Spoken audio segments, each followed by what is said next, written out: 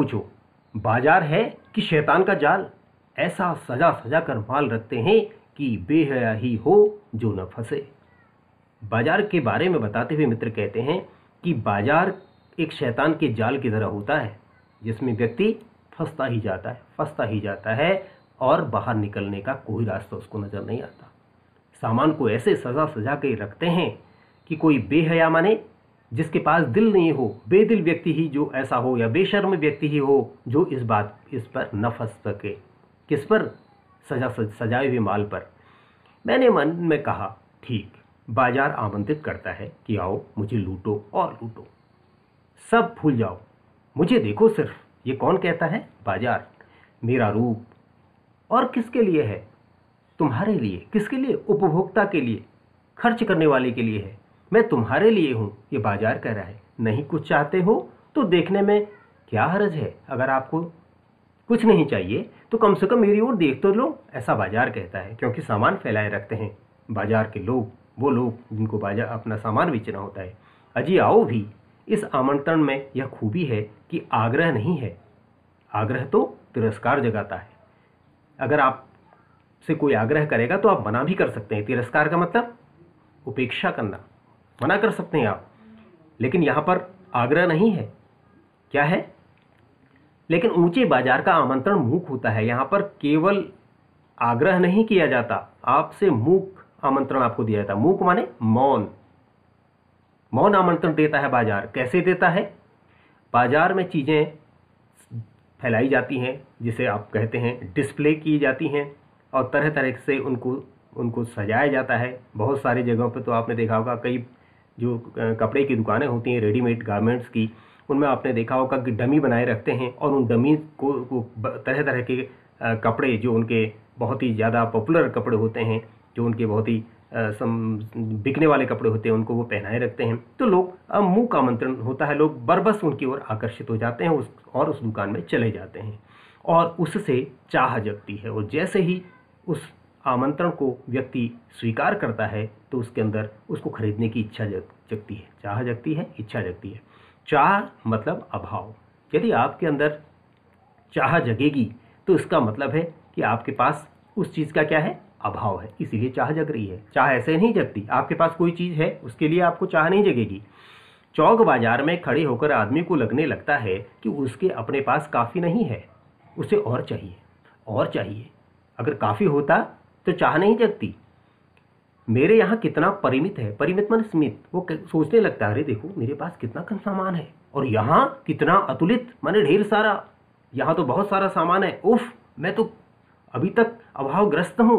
उसको ऐसा लगने लगता है, और वो सीधे उस जगह पर जाता है जहाँ पर से उसको मूक आमंत्रण मिला है, और वो वहाँ से बिना कुछ सोचे समझे खरीदारी कर लाता है।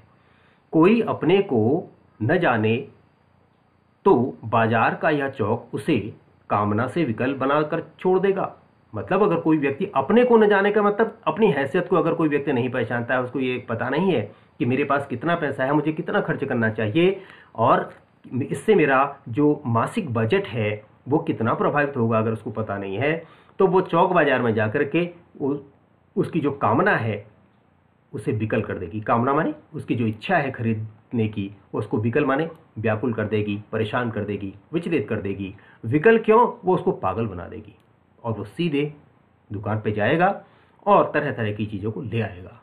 असंतोष, तृष्णा और ईर्ष्या से घायल कर देगी मनुष्य को। असंतोष होगा उसको, मेरे पास नहीं है। तृष्णा का मतलब एक ऐसी इच्छा जो कभी पूरी नहीं होती, वो जगेगी उसके अंदर। ईर्ष्या, उसके पड़ोसी के पास है, उसके पास नहीं है, इसलिए उसको पड़ोसी से ईर्ष्या होगी। और इन सब से घायल होकर के वो मनुष्य सदा के लिए बेकार बना देती है। कौन? यह इच्छा। वो बेकार हो जाएगा और सीधे जाकर के दुकान में जाएगा और सारा सामान ले आएगा, और अपने जो भी पूंजी थी उसको बेवजह की चीज़ों में खर्च कर देगा। अब लेखक आगे कहते हैं, एक और मित्र की बात है। वो मित्र बड़े विचित्र हैं। यह दोपहर के पहले के गए बाजार से कहीं शाम को वापस आए। सुबह से गए लेकिन लौटे शाम को, और आए कैसे? खाली हाथ। बड़े आश्चर्य की बात है। एक मित्र तो इतना सामान ले आया, और दूसरा सुबह से शाम तक बाजार में रहा लेकिन वापस लौटा खाली हाथ। मैंने पूछा कहाँ रहे? बोले बाजार देखते रहे। मैंने कहा बाजार को देखते क्या क्या रहे? क्या था बाजार में ऐसे देखने लायक? बोले क्यों? बाजार में बाजार देखा, मतलब तरह तरह की वस्तुएं देखी जो वहां पर लगाई गई थी, दिखाई गई थी, प्रदर्शित की गई थी, वो देखी मैंने। तब मैंने कहा लाए तो कुछ नहीं।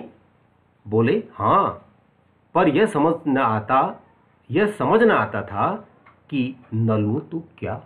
मेरे साथ बड़ी समस्या थी। खरीदना तो मैं चाहता था, लेकिन निर्णय नहीं कर पाता था कि लूं तो क्या लूं और न लूं तो क्या छोड़ूं। सभी कुछ तो लेने को जी होता था, जी माने मन करता था कि बाजार की सारी चीज खरीद लूं। कुछ लेने का मतलब था शेष सब कुछ को छोड़ देना। अगर मैं कुछ चीज ले लेता तो बाकी बची हुई चीजें छूट जाती, पर मैं कुछ भी नहीं छोड़ना चाहता था, इसलिए इससे मैं कुछ भी नहीं ले सका और खाली हाथ लौटे। मैंने कहा अरे यह भी बड़ी खूब रही, पर मित्र की बात ठीक थी। अगर ठीक पता नहीं है कि क्या चाहते हैं तो सब ओर की चाह तुम्हें घेर लेगी। अगर तुम्हें यह पता नहीं है कि तुम्हें क्या चाहिए तो हर तरह की चाह माने हर तरह की इच्छाएं तुम्हें घेर लेंगी, और तब परिणाम त्रास ही होगा। त्रास माने दुखद होगा, और उसके बाद गति नहीं होगी, आप निर्णय नहीं ले पाओगे, और न कर्म माने और नहीं आप कोई चीज खरीद पाओगे। इसलिए जब भी आप बाजार जाते हो तो आपको यह ठीक ठीक पता होना चाहिए कि आपको क्या चाहिए और क्या आपको छोड़ना है, अन्यथा आप बहुत ही मुसीबत में पड़ जाओगे। ऐसा लेखक जैनेन्द्र कुमार जी का मानना है। इसके आगे का जो विवरण है वो अगली वीडियो में आप देखेंगे।